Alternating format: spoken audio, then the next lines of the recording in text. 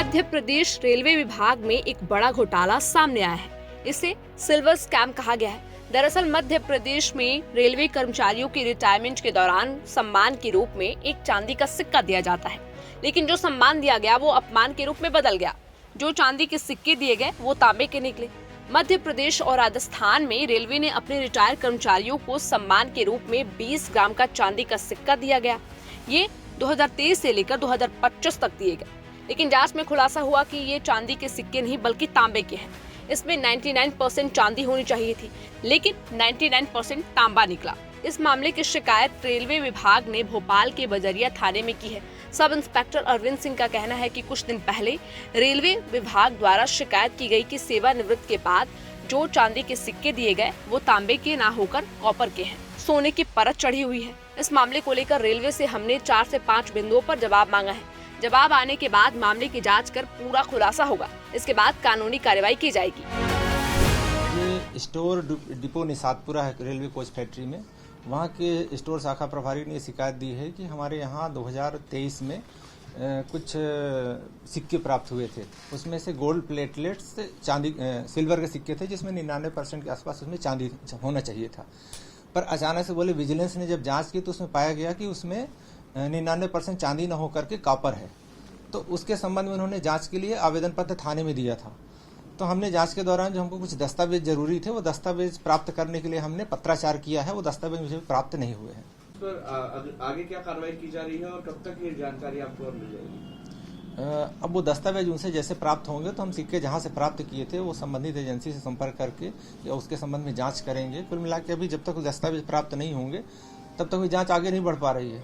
क्या कर्मचारियों को सिक्के दे दिए गए हैं या उनकी डेपो में ही रखे? जो उन्होंने बताया ये जानकारी के लिए मैंने पत्राचार किया है। मिल जाएगा, उसके बाद बता पाएंगे। सिक्के कितने हैं सर?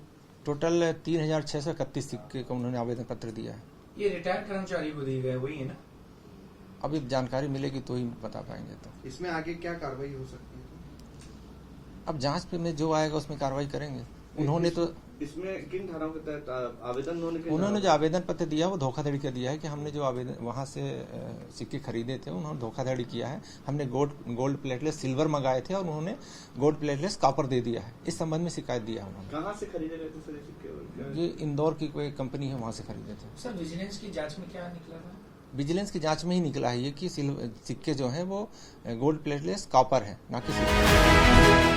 इस धोखाधड़ी को लेकर हमने रेलवे के उन रिटायर कर्मचारियों से बातचीत की जो रिटायर हो चुके हैं। कर्मचारी के मुताबिक ये सिक्का उनको सेवानिवृत्त होने पर सम्मान के तौर पर दिया जाता है। चूँकि सिक्के में हमको बताया गया था वो चांदी का है जिस पर सोने का पानी चढ़ा है, मगर जब ये पता चला कि ये सिक्का चांदी का ना होकर कॉपर का है तो हमको बहुत आघात लगा। इस पूरे मामले पर रेलवे को बड़े स्तर पर जांच करना चाहिए और पूरे मामले का खुलासा करना चाहिए।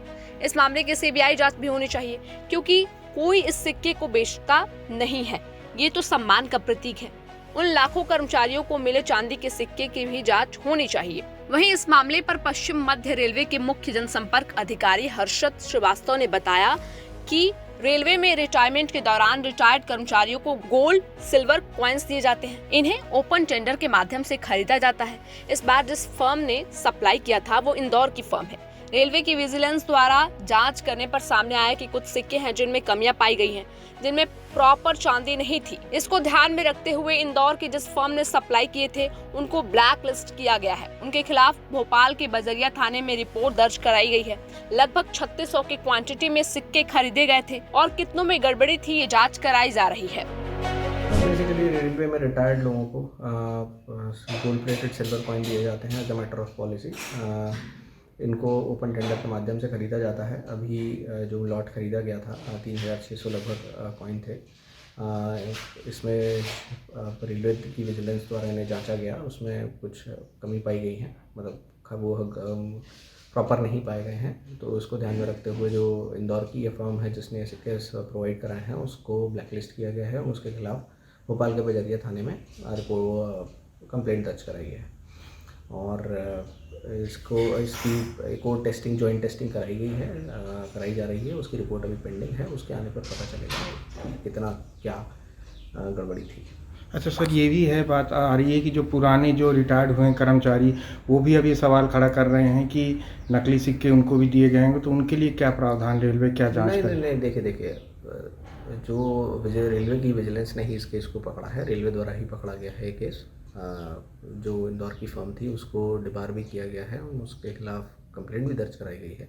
इसके अतिरिक्त अभी और किसी भी मामले में कोई गड़बड़ी नहीं पाई। अब सवाल इस बात का है कि क्या रेलवे अब इस मामले की उच्च स्तरीय जांच करेगा या फिर महज ये मामला राजस्थान और मध्य प्रदेश तक ही सीमित रह जाएगा। प्रारंभिक जांच में आशंका जताई जा रही है कि ये घोटाला पिछले 2 वर्षों से चल रहा था। इस दौरान कई कर्मचारियों को ऐसे ही नकली सिक्के दिए गए। माना जा रहा है कि सप्लाई से लेकर वितरण तक की पूरी प्रक्रिया में गड़बड़ी हुई। मामले की गंभीरता को देखते हुए रेलवे की विजिलेंस टीम ने जांच शुरू कर दी है। अब ये पता लगाया जा रहा है कि नकली सिक्कों की खरीद किस कंपनी से की गई है, भुगतान किसे हुआ और इसमें कौन कौन अधिकारी जिम्मेदार है।